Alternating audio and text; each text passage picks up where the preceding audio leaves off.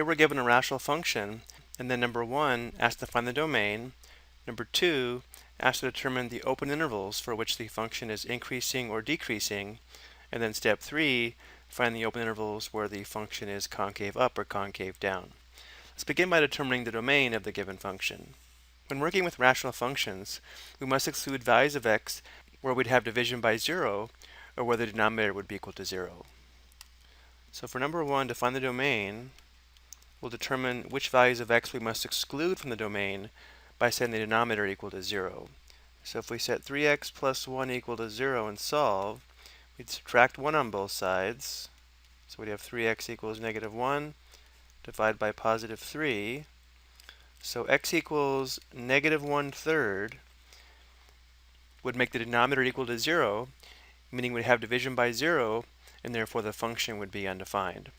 So the domain would be all real numbers except negative 1/3. So using interval notation, we can say the open interval from negative infinity to negative 1/3 union the open interval from negative 1/3 to positive infinity.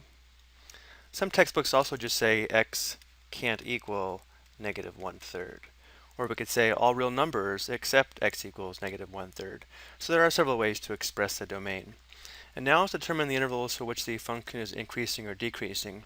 To do this, we'll first find the critical numbers of the given function, which would be where the first derivative is equal to 0 or undefined. Once we find the critical numbers, we'll divide the domain of the function into intervals and test the sign of the first derivative. If the first derivative is positive, the function is increasing. If the first derivative is negative, the function is decreasing.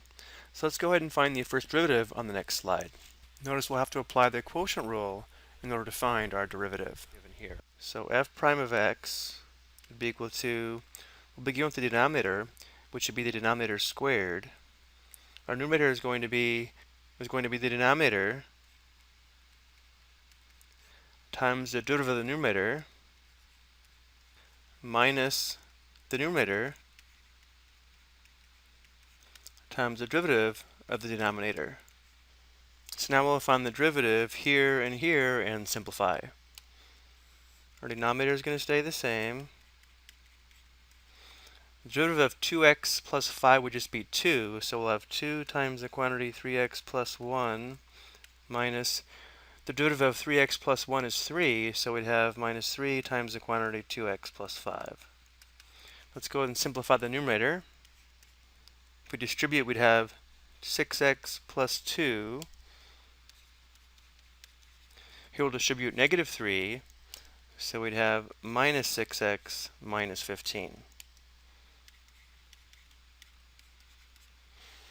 Well, 6x minus 6x is 0, and we have 2 minus 15, that's negative 13, divided by the quantity 3x plus 1 to the second.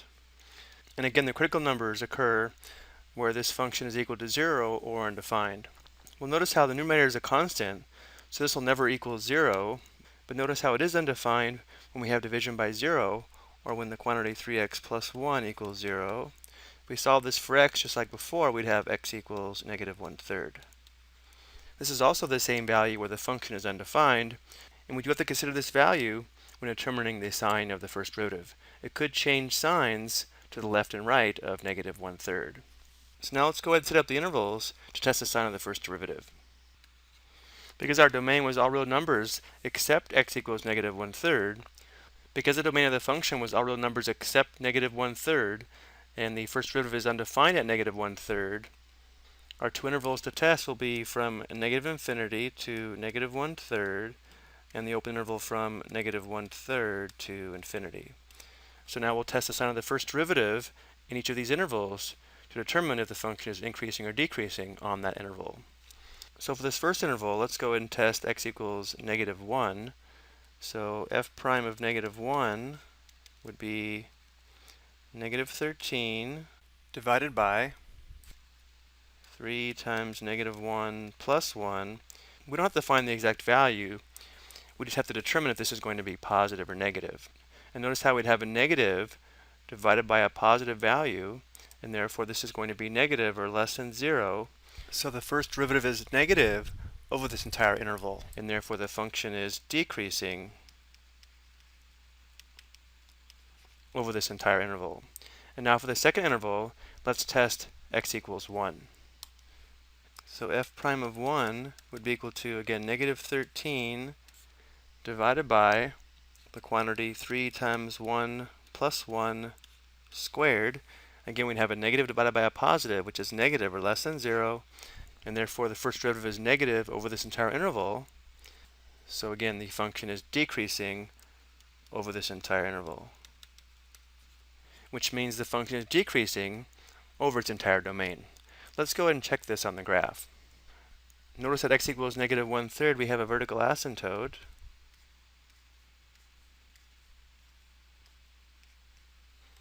And on the left, or on the interval from negative infinity to negative 1/3, notice how the function is decreasing. As x increases, y decreases, or as we move from left to right, we're going downhill. And also on the right side, or on the open interval from negative 1/3 to positive infinity, again, as x increases, the y values decrease, or as we move from left to right, the function is going downhill. So this verifies the function is decreasing over its entire domain. And now for the third part, we want to determine the intervals for which the function is concave up or down. A function is concave up when the second derivative is positive, and a function is concave down when the second derivative is negative. So to determine the concavity, we begin by determining where the second derivative is undefined or equal to 0. So to find the second derivative, we'll find the derivative of the first derivative. So the first derivative was equal to negative 13 divided by the quantity 3x plus 1 to the second. Let's go ahead and write this as negative 13 times the quantity 3x plus 1 raised to the power of negative 2. This way we don't have to apply the quotient rule again, we can just apply the extended power rule. So the second derivative function would be equal to, we do have to apply the chain rule here, where the inner function 3x plus 1 we can let be equal to u. So we can think of this as negative 13 u to the negative 2, which means to find the derivative, we would multiply by negative 2, that'd be 26. And then we'd have u to the negative 3, which is really the quantity 3x plus 1 to the negative 3, times u prime, which here the derivative of 3x plus 1 would just be 3. So our second derivative is going to be 26 times 3, that's 78, divided by the quantity 3x plus 1 to the positive 3 power. If we move this to the denominator, it changes the sign of the exponent. But once again, notice how the second derivative is never going to be equal to 0 because we have a constant in the numerator. So it's only going to be undefined when the base of 3x plus 1 is equal to 0. Well, just as before, 3x plus 1 is equal to 0 when x equals negative 1/3, which is not in the domain, but we'll still use this value to set up the intervals to test for concavity. The function may change concavity to the left and right of negative 1/3. So now using the second derivative and the fact that it's undefined at x equals negative 1/3, our two intervals once again will be the open interval from negative infinity to negative 1/3 and the open interval from negative 1/3 to positive infinity. But now because we're talking about concavity, we'll be testing the sign of the second derivative, not the first derivative. So for this first interval, let's again test x equals negative 1. So f double prime of negative 1 would be positive 78 divided by 3 times negative 1 plus 1 to the third. Well, notice here in the denominator, we'd actually have negative 2 cubed. So we'd have 78 divided by negative 8, which is obviously going to be negative or less than 0. And therefore, the second derivative is negative on this entire interval, which means the function would have to be concave down over this entire interval. And now for the second interval, let's test x equals 1. So f double prime of 1 would be 78 divided by the quantity 3 times 1 plus 1 cubed.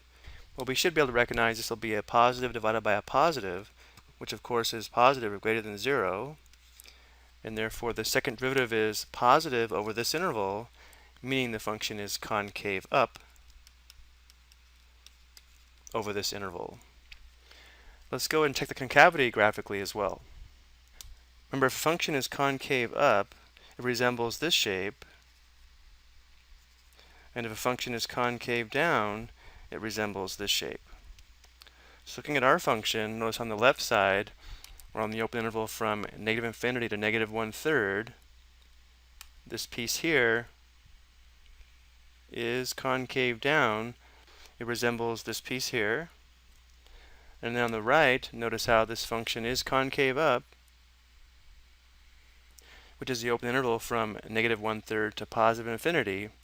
Notice how this piece resembles this piece here. I hope you found this explanation helpful.